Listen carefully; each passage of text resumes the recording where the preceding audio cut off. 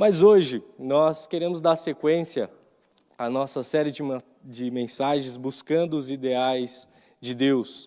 E essa série, irmãos, ela nasceu numa conversa entre os pastores aqui da igreja. Nós estávamos juntos ali, conversando, orando e pensando em algumas questões ligadas à nossa igreja, à nossa comunidade aqui. E nós sempre, ali na conversa ficou justamente a pergunta assim, o que nós fazemos e como nós podemos, numa sociedade onde cada vez mais os parâmetros de Deus ele tem se tornado muito relativo, e as pessoas já não têm tanta convicção assim, se esse realmente é o padrão que eu devo seguir para a minha vida, porque várias pessoas têm padrões diferentes a respeito das áreas e fases da vida, e nós lembramos, poxa, nós precisamos ressaltar isso. Mas também nós precisamos lembrar que tem algumas situações nas nossas vidas onde o ideal não é possível. E o que nós fazemos quando o ideal não é possível, né? Nós encontramos um Deus que nos ajuda, que nos acolhe. E hoje, é claro, não poderia ficar diferente e não poderia fugir do tema que já pede hoje, que é buscando, né, uma paternidade de Jesus, buscando os ideais de Deus e nós buscando como nós podemos buscar a paternidade de Jesus.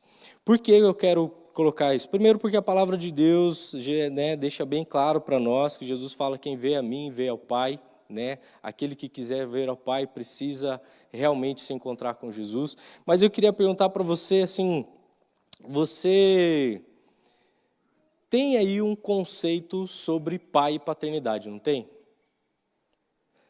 Se você nunca parou para pensar, eu vou te dizer que nós temos alguns conceitos, algumas visões assim a respeito de pai.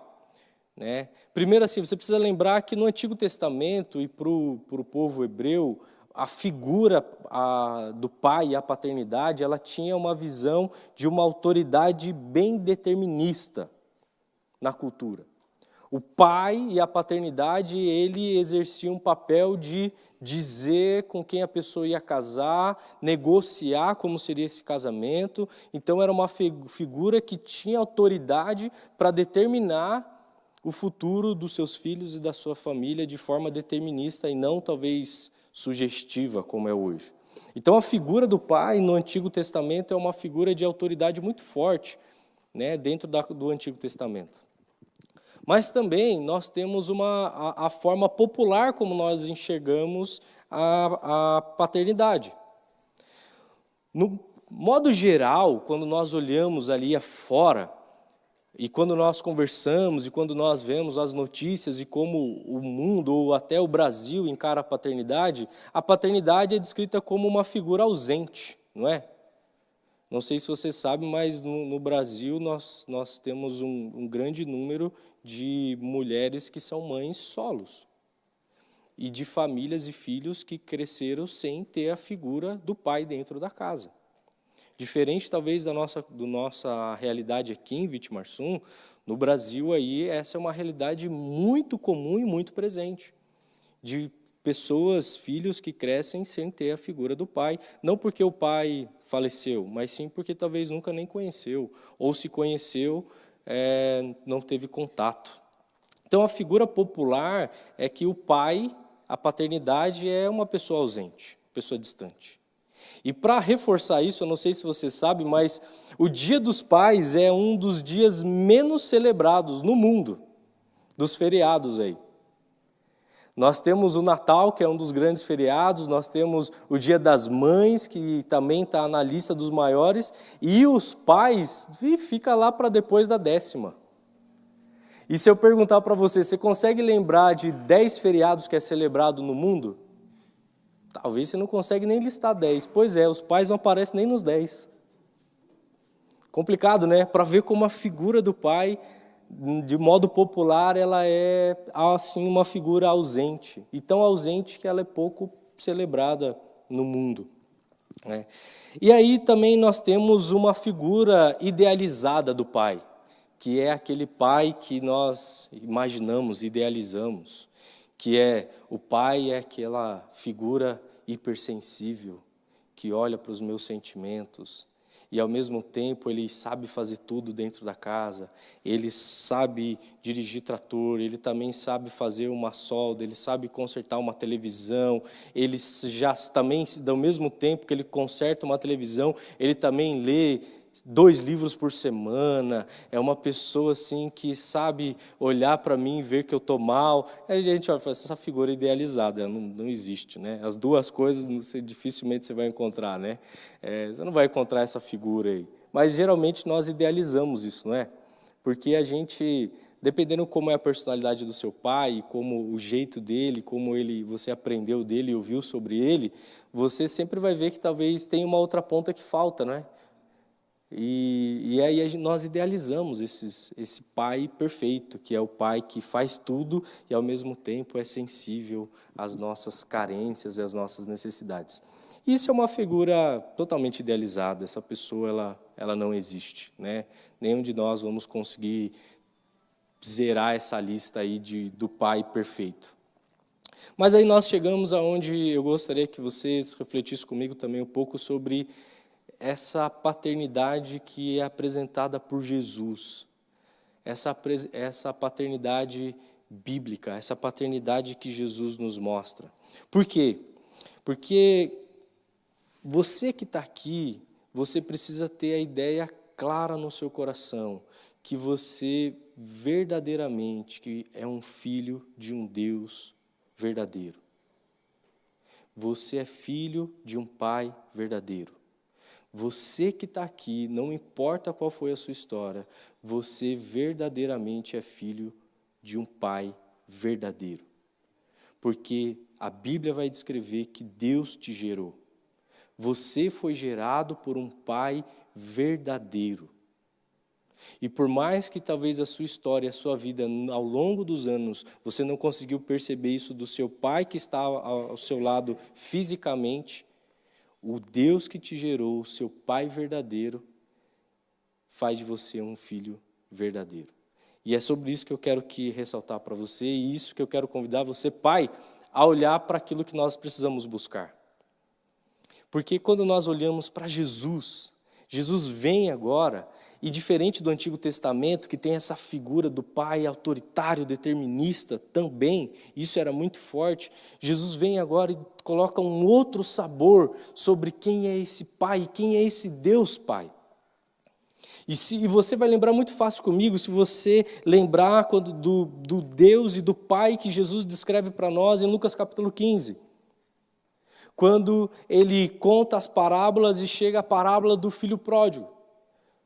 E nós sabemos que ali o que Deus está fazendo, quando nós estudamos, nós vemos que o que Jesus está ensinando ali também é a respeito desse pai que é rico em misericórdia, que perdoa um filho que praticamente disse para ele que ele estava morto e saiu para desfrutar das coisas da vida e se arrepende e volta, e ao voltar encontra um pai rico em misericórdia, rico em exercer amor. E esse pai, esse modelo de pai que Jesus está descrevendo agora, ele foge do protocolo natural. Porque como nós temos um pai que agora, ao ver um filho rebelde voltando, ele vai de encontro com esse filho e celebra uma festa. Jesus descreve esse pai que tem esse amor incondicional. Mas eu quero dar uma olhada para você, porque Jesus também descreve lá em Mateus capítulo 7, dá uma olhada aí comigo, Mateus capítulo 7, Jesus também está aqui no Sermão do Monte, e Jesus está ensinando os discípulos. Jesus assentou-se ao monte e começou a ensinar eles, dizendo, e Jesus começa a ensinar os discípulos, e quando ele começa a ensinar os discípulos, ele diz assim lá no Mateus 7, capítulo 7, a partir do versículo 7, que ele diz assim: qual de vocês, se o seu filho pedir pão, lhes dará pedra?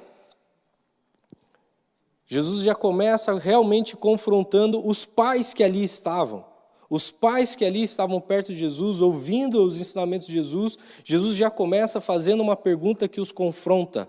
Qual de vocês, que se o filho pedir pão, você vai dar pedra? Quem de vocês é capaz de responder um pedido de alimento dessa forma. E aí, ou se ele pedir peixe, lhe dará uma cobra. Se vocês, apesar de serem maus, sabem dar boas coisas aos seus filhos, quanto mais ao Pai de vocês que está nos céus, dará coisas boas aos que lhe pedirem. Jesus já mostra, peraí, vocês estão esquecendo que nós temos um Deus que cuida de nós. Vocês estão esquecendo que existe um Pai que tem uma generosidade incomparável. E essa é outra característica da paternidade de Jesus. Jesus descreve um pai de uma generosidade que é incomparável.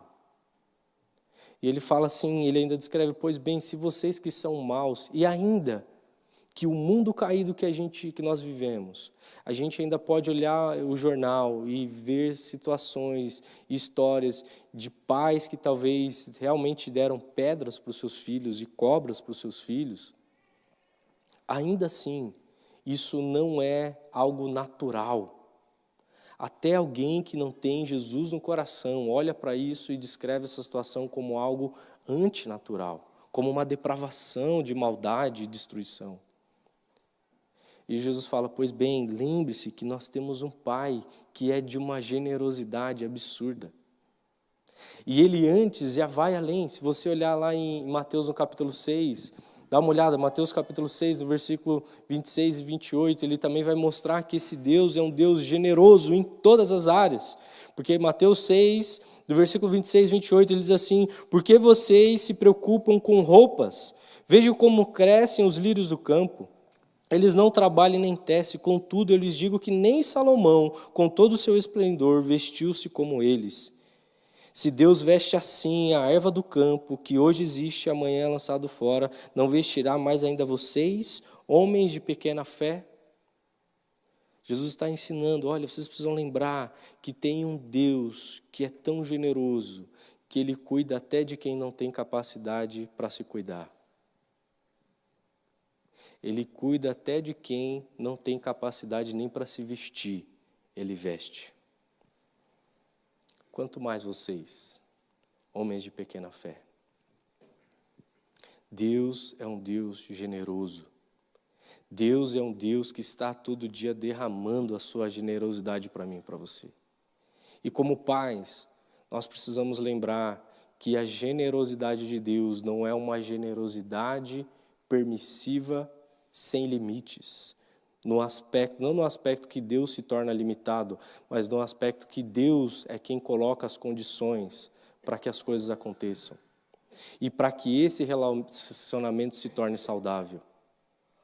Percebe que Deus nos amando, a sua generosidade foi tão grande que Ele entregou o seu Filho unigênito para que todo aquele que nele crê não pereça, mas tenha vida eterna. Mas o mesmo Deus extremamente generoso que deu o seu próprio Filho por nós, Ele diz, se confessarmos, a Bíblia vai dizer que nós devemos confessar Ele como nosso Senhor e Salvador. E se nós o confessamos, Ele é fiel e justo para nos perdoar de todo mal. Ele que coloca o que precisa acontecer. Pai, você que está aqui, você precisa ser um pai generoso. Mas você precisa lembrar da generosidade de Deus. De um Deus que é generoso e justo. Um Deus que tem uma generosidade incomparável e uma justiça que nenhum de nós conseguimos entender. Talvez a generosidade que você está pensando que você precisa exercer para os seus filhos é dar para eles uma boa poupança, é deixar para eles um bom terreno, é deixar para eles uma boa propriedade. E talvez, quanto mais você lutar para deixar de material, menos vai fazer com que ele reconheça que você é um pai generoso. Sabe por quê? Sabe como Deus decidiu mostrar a generosidade dele? Mandando o seu Filho conosco. E essa generosidade foi percebida porque o Deus que se fez carne sentou-se com os seus filhos e começou a ensinar sobre como esse Deus era generoso. Se o que você está deixando para os seus filhos não é sentar e viver a generosidade de Deus e mostrar para eles com a sua vida o que é ter um caráter generoso, talvez você vai deixar muita conta no banco e pouca percepção do que é ser uma pessoa generosa. Porque o que nós marcamos os nossos filhos é com quem nós somos, não com o que nós damos para eles, materialmente falando. Olha o vídeo das crianças falando sobre nós. Eles falaram característica de quem nós somos, não do que nós temos. Alguns envolvem o trabalho, né? E aí tem a questão do trator, tem a questão das vacas, tem a questão das máquinas. Mas diz respeito a quem você é, ao que eles estão vendo você fazer todos os dias. O Isaac ali falou, meu pai prega. É o que ele vê o pai fazendo. Qual é a generosidade que os nossos filhos estão vendo em nós? Porque você pode deixar muito dinheiro e ensinar para o seu filho ser uma pessoa avarenta. E você não mostrou para ele que ele pode ter muito e ser generoso, ou ter nada e se tornar uma pessoa generosa, do ponto de vista material. Nós precisamos aprender isso, porque é isso que Jesus está ensinando para os discípulos a respeito do Pai. Um Pai que tem uma generosidade incomparável. E Jesus mostra isso, e a carta de Filipenses vai dizer que ele, abrindo mão do seu trono de glória, assumiu forma de homem, encontrado de forma humana, se colocou como servo e foi servo até a morte, morte de cruz. Olha o tamanho da generosidade que Jesus viveu para esses discípulos. O que os seus filhos estão vendo você fazer, o que os seus filhos estão vendo você falar. Irmãos, tem um movimento que tem acontecido cada vez mais, e alguns já há um tempo atrás, algumas profecias, um tempo atrás, falavam: o Brasil será um grande celeiro de missões, o Brasil terá um grande avivamento. E as últimas pesquisas já mostram que nós já somos mais de 26% de cristãos evangélicos no Brasil. E a estimativa é que nós vamos passar ao catolicismo muito rápido.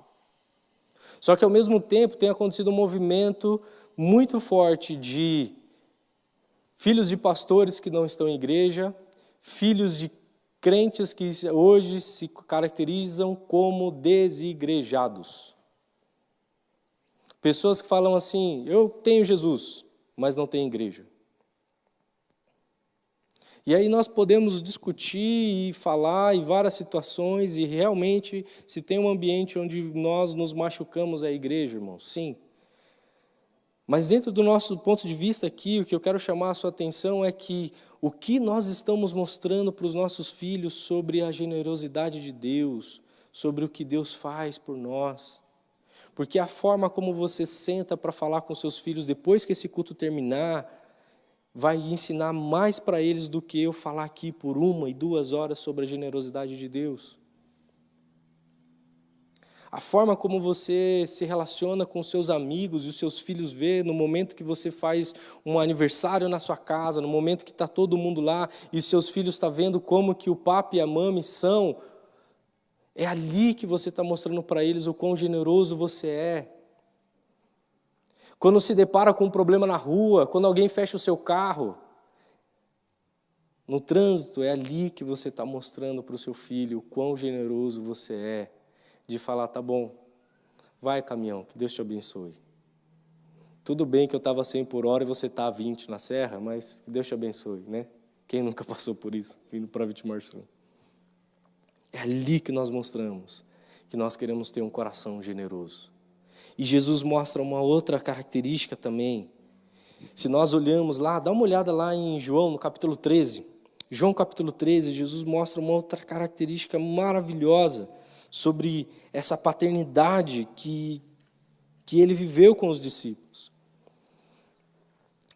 João no capítulo 13 diz assim: um pouco antes da festa da Páscoa, sabendo Jesus que havia chegado o tempo em que deixaria este mundo e iria para o Pai, aí o texto diz assim: tendo amado os seus que estavam no mundo, os amou até o fim. Tendo-os amado, os amou até o fim. Irmãos, esse texto começa tendo essa descrição, chegando o momento da Páscoa, e chegando esse momento, sabendo Jesus que estava chegando o seu último tempo de ir para a cruz, sabendo Jesus que eram os seus últimos momentos antes de sofrer, João coloca para nós que Jesus os amou e os amou até o fim. E se você continuar lendo o texto, esse texto de João capítulo 13, é o texto que Jesus lava os pés dos discípulos. Esse amor incondicional de Jesus que foi até o fim por homens que o traíram. Foi até o fim por homens que no seu ato de serviço não estavam nem compreendendo o que Jesus estava ensinando. Pularam e falaram, Pedro pula e fala, não, comigo não. Eles nem compreenderam o que Jesus estava fazendo. Jesus fala assim, se você não deixar eu fazer, você não tem parte comigo. Judas o traiu, Pedro o negou, todos sumiram e abandonaram. E João coloca, tendo-os amado, os amou até o fim. Se você olhar o versículo 2, já vai dizer que o diabo estava ali com Judas. Jesus mostra que nós temos um Deus e vem mostrar para nós que o amor que nós devemos ter é um amor até o fim. Alguns pais desistem dos seus filhos. Isso é muito triste. E alguns pais desistem dos seus filhos não porque, nem às vezes é porque eles se tornaram pessoas desprezíveis pela sociedade, que cometeram um crime ou que fizeram algo bárbaro, só porque eles não estão dentro do seu sonho para a vida deles. Só porque o seu filho não tem a personalidade que você valoriza. Só porque ele não se interessou pelas áreas que você admira.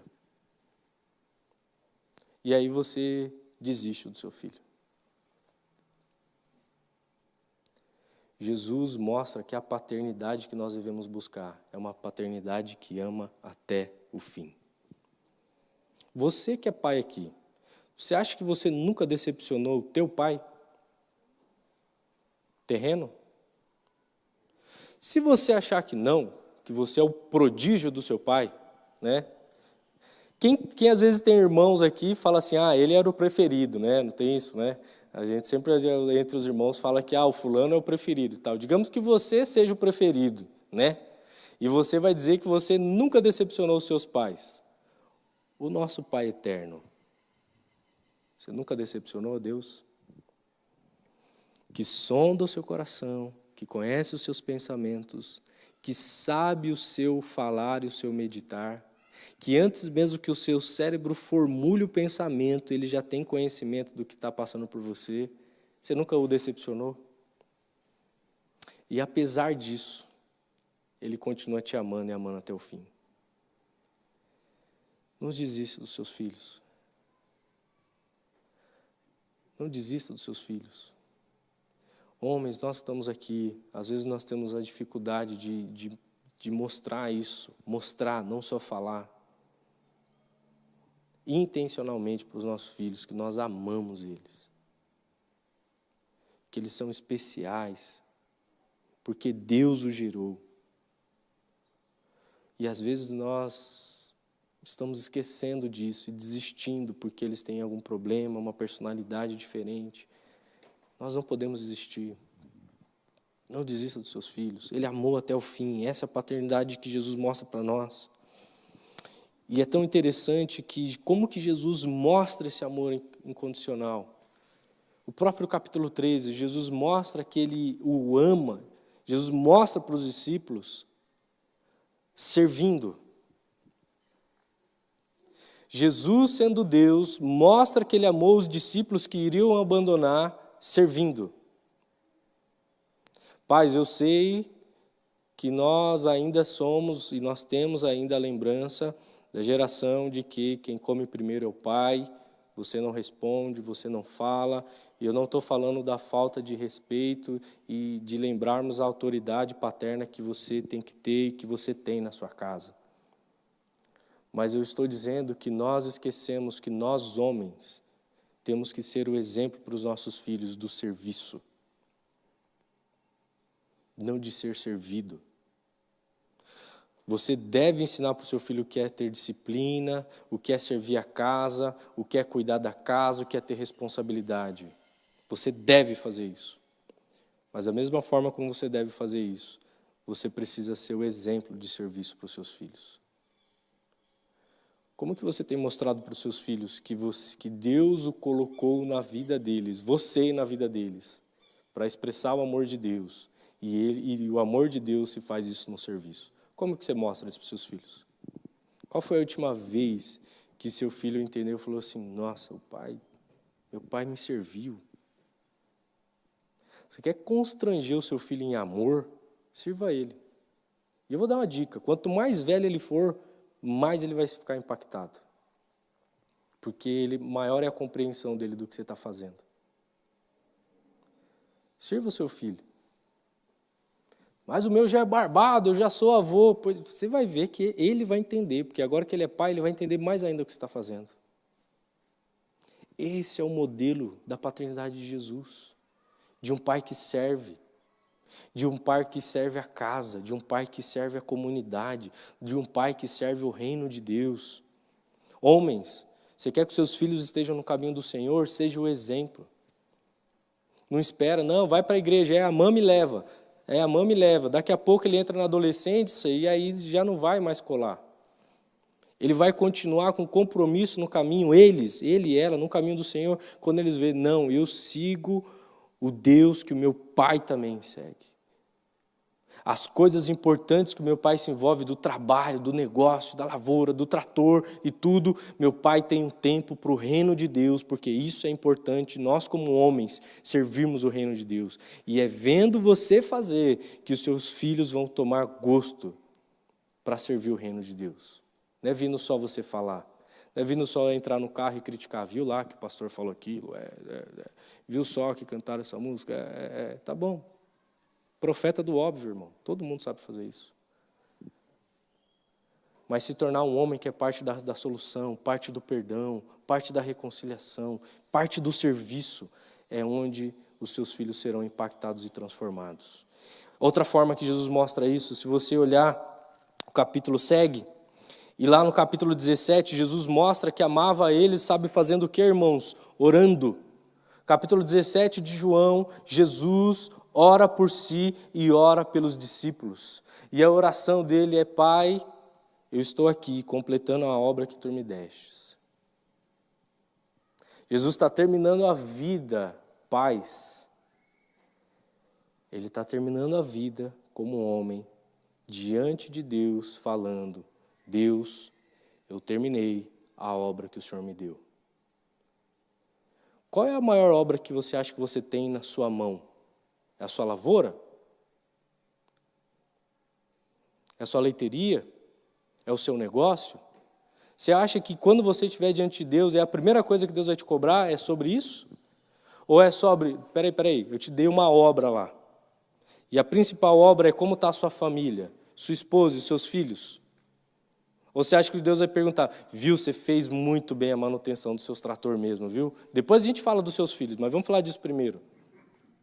Deus vai falar da mordomia, irmãos, é algo importante, você precisa zelar, você precisa cuidar do seu negócio, o negócio tem que ser um exemplo para o mundo do que é ter um negócio bom, ajeitado mesmo. As pessoas têm que olhar e falar assim, nossa, eu quero ter uma leiteria igual ao do fulano, uma lavoura igual ao do fulano, um negócio igual ao do fulano, e eles vão saber o porquê, porque você faz isso para Deus.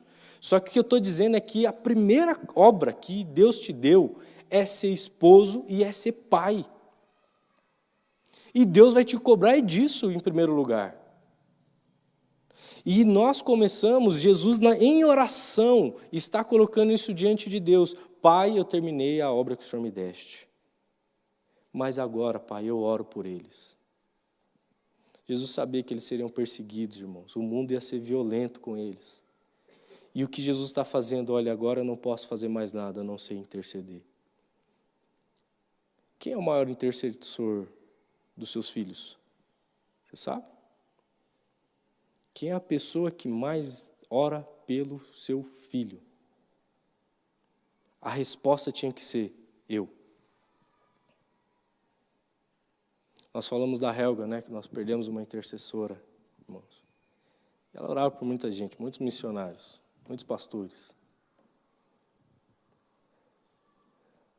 Mas quando o assunto é o seu filho, quem é o maior intercessor dele? Quem ora por ele? Quem está todos os dias falando, Senhor, cuida, guarda. E acima de tudo, Deus, que eles sejam homens e mulheres do Senhor. Somos nós, irmãos, como pais. Nós temos que ser os nossos maiores intercessores dos nossos filhos. Nossos filhos têm que se encontrar com a gente e saber, o papai ora por mim. Papai ora comigo. Papai não ora só por mim, ele ora comigo, ele ora por mim, ele intercede por mim. Sabe aquilo que nós sabemos, assim, se tem uma coisa que eu sei do meu pai, irmãos, é que se alguma coisa der errado, eu sei que eu tenho abrigo na casa do meu pai. Sem nem perguntar. Eu sei que eu tenho abrigo, eu sei que eu vou poder ficar o tempo que eu precisar. Meu pai, ele é tão generoso que eu tenho que tomar cuidado se eu vou falar para ele alguma coisa que eu estou precisando, que ele quer me dar. Eu falo, não, pai, só estou compartilhando aqui uma situação e tal. Eu sei. Por que eu sei? Porque ele sempre expressou isso perto de mim. Como os nossos filhos vão saber que nós somos homens de oração na vida deles? Se nós olharmos para o capítulo 19, a outra forma como Jesus mostra essa paternidade importante de Cristo Jesus é que ele serve os discípulos, ele ora pelos discípulos e no capítulo 19, sabe o que acontece? Ele se sacrifica por seus filhos. Jesus se sacrifica pelos seus filhos. Irmãos, o que você acha que você está abrindo mão, perdendo grande coisa nas suas vidas, porque agora você tem filho?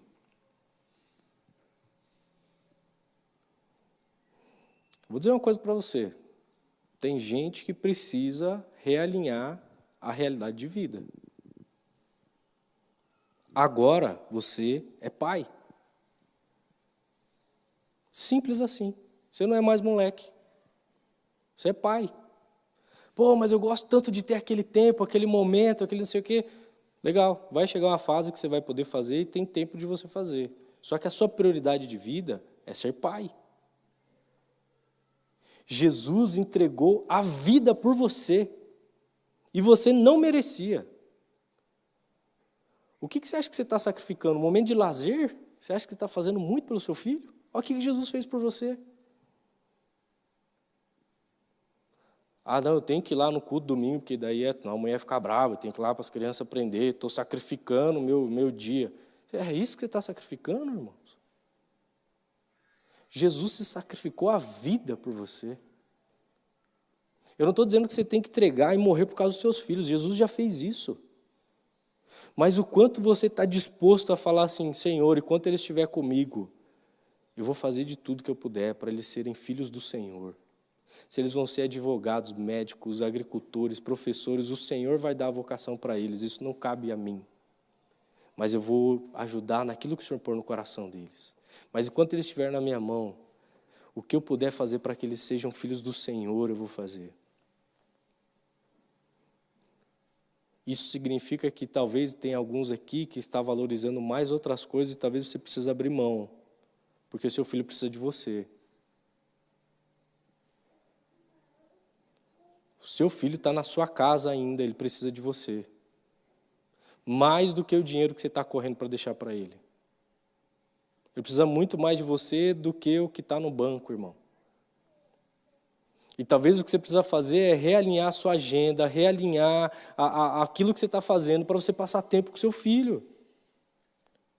Nós, na nossa cultura, nós temos muito pouco ritual de passagem, mas em várias culturas tem esse momento no qual o filho se torna homem, e aí junto com o pai eles vão para um lugar e tem um ritual de passagem, no qual só pai e filho desfrutam naquele momento. Isso é maravilhoso, nós não temos isso na nossa cultura. Alguns ainda fazem. Só que, meus irmãos, uma vez que eles foram, passou, e passa muito rápido. Se tem uma coisa que eu lembro dos meus amigos mais velhos que falam para mim, Marcos, aproveita que passa rápido. Passa rápido. Mas enquanto estiver sobre a sua casa, irmãos, dedique o que você puder. Se você precisa abrir a mão de alguma coisa, realinhe a sua agenda, realinhe o seu compromisso. Não tem obra melhor que você deixe para a sociedade, para o mundo, do que ter os seus filhos formados no Senhor. Não tem. E aí, no 21, Jesus mostra ainda o que um pai faz. Ele serve, ele ora, ele sacrifica, e lá no capítulo 21, a partir do versículo 15, sabe o que ele faz ainda? Ele restaura o filho que perdeu o foco. Pedro nega Jesus e fica tão mal consigo mesmo, porque ele decide esquecer de tudo que Jesus mandou ele fazer, e ele volta a fazer aquilo que ele sabia fazer, só que perdido. Porque o plano de Deus para a vida dele é que ele fosse um discípulo, um apóstolo de Jesus. E ele está perdido. Jesus se sacrifica por ele, ele não entende. Mesmo assim, Jesus volta e prepara um peixinho para ele e fala: Pedro, eu vim aqui para te restaurar. E pergunta para Pedro: tu me amas? E ele restaura um filho que está perdido. Irmãos, eu sei, e nós temos alguns filhos nossos aqui na igreja que estão perdidos. Se afastaram do caminho do Senhor. Já estiveram próximos, já estiveram à mesa e agora estão distantes. Um pai restaura os seus filhos, irmãos. Se tem uma confusão na sua casa, o pai restaura os seus filhos. Faça todo o possível para conservar o vínculo da paz. Foi uma palavra que Deus deu hoje para a gente essa semana entre pastores. Nós estávamos orando e lembramos desse texto e falamos: vamos orar por isso. E a gente parou tudo que a gente estava falando para nós orarmos sobre isso. Paz do Senhor restauram. Restauram até quando tudo está perdido. Quando não há mais esperança. Pais e homens do Senhor restauram. Não desista do seu filho. Seu filho que está longe do caminho do Senhor, seu filho que está esquecendo do que é seguir a Jesus, restaura. Não fique esperando o pastor ir lá não, porque o pai dele é você. Nós devemos fazer isso juntos como comunidade, mas não cobre outra pessoa daquilo que você não faz e não vive. Restaura. E eu quero orar por você para que a gente possa ter essa sensibilidade de Deus para nós sermos instrumentos do Senhor na restauração do mundo corrompido e depravado. Nós precisamos de pais dispostos a viver a restauração. E sabe como ele decidiu fazer tudo isso, irmãos? Sabe por quê? Tudo isso foi expressão do Deus Emanuel, o Deus conosco. Tudo isso só foi possível porque existiu um Pai que se materializou como o Deus presente em nós. Nós só cremos que isso é verdade porque nós sabemos, porque nós vimos a sua glória, a glória do Filho unigênito do Pai. Nós o tocamos, nós o sentimos. Ele foi o Pai presente que esteve ao nosso lado todos os dias. Irmãos, você que está aqui, que talvez já perdeu o seu pai, você que está aqui talvez não teve um pai ausente. Você é verdadeiramente filho de um Deus verdadeiro e de um Pai verdadeiro. E você pode desfrutar disso do Pai verdadeiro. Você que o pai já se foi e agora só resta a lembrança. Você é verdadeiramente filho de um Pai verdadeiro. E não vai te faltar, ainda que você esperava na lembrança. Porque Deus é verdadeiramente nosso Pai. Eu quero orar para que você saia daqui com seu coração cheio. Eu quero orar por mim e por você. Porque essa palavra, irmãos, não é algo que eu estou vivendo. Eu preciso muito da graça de Deus. Eu preciso muito que você que está pai aqui, que é pai mais velho do que eu, que você me ajude. Preciso dos seus conselhos, preciso da sua instrução, preciso da sua exortação. Quando os irmãos verem aqui que eu não estou sendo um pai correto, me instrua. Marcos, cuidado, preciso. Porque eu quero buscar ser um pai que agrada a Deus. E quero ser instrumento de Deus na vida dos meus filhos. E essa é a minha oração para você que está aqui nessa manhã, para que você possa ser esse pai. Você que já é avô, você também pode ser esse pai e esse avô na vida dos seus filhos. Você que já perdeu o seu pai, você que não tem mais o seu pai aqui, que você possa lembrar do que Deus representa para você. E você que tem um pai incrédulo, que fala, nossa, eu nunca tive isso porque meu pai nunca encontrou com Jesus. Nós vamos orar para que um dia você possa encontrar Ele na glória. Tá bom? Quero convidar você a se colocar em pé, nós fazemos a nossa oração nessa manhã.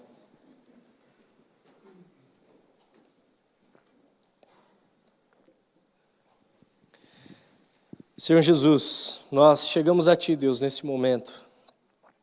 E nós reconhecemos que nós precisamos muito do Senhor. Como distantes nós estamos de conseguir exercer a paternidade que o Senhor nos mostrou, o relacionamento que o Senhor nos ensinou a demonstrarmos uns para os outros, Deus. Mas, Senhor, nós temos a esperança, porque nós não estamos sozinhos nessa, Senhor. Essa jornada, ela não é para nós vivermos sozinhos. Em primeiro lugar, porque o Teu Espírito está conosco, nos conduzindo. A Tua palavra está aqui para nos ensinar. E nós temos, Deus, a Tua igreja para nós termos exemplos e bons exemplos no nosso meio. Mas nesse momento, Senhor Jesus, eu rogo por cada pai aqui presente, do mais novo ao mais experiente, que o Senhor possa nos exortar no caminho do Senhor e que nós possamos ser pais que glorificam ao Senhor, que seguem, Deus, essa paternidade. E, Senhor Jesus, também diante desse desafio, nós queremos sermos gratos aos nossos pais, porque nós sabemos que essa tarefa não é fácil, então nós queremos reconhecer todo o esforço que os nossos pais fizeram e fazem nas nossas vidas. Ainda, Deus, que em algumas áreas eles erraram, e ainda que em algumas áreas eles vão errar, Senhor, que nós possamos valorizar e agradecer todo o esforço que eles já fizeram e ainda fazem nas nossas vidas. Por cada alimento que eles buscaram e colocaram nas nossas mesas, por cada conselho, por cada exortação, por cada, Deus, bronca e correção que nós tivemos. Nós te agradecemos porque eles são expressão do Senhor nas nossas vidas, Senhor. Obrigado pelos nossos pais. E nos ajuda, Deus, a mostrar para os nossos pais que nós o honramos e somos gratos ao Senhor pela vida deles.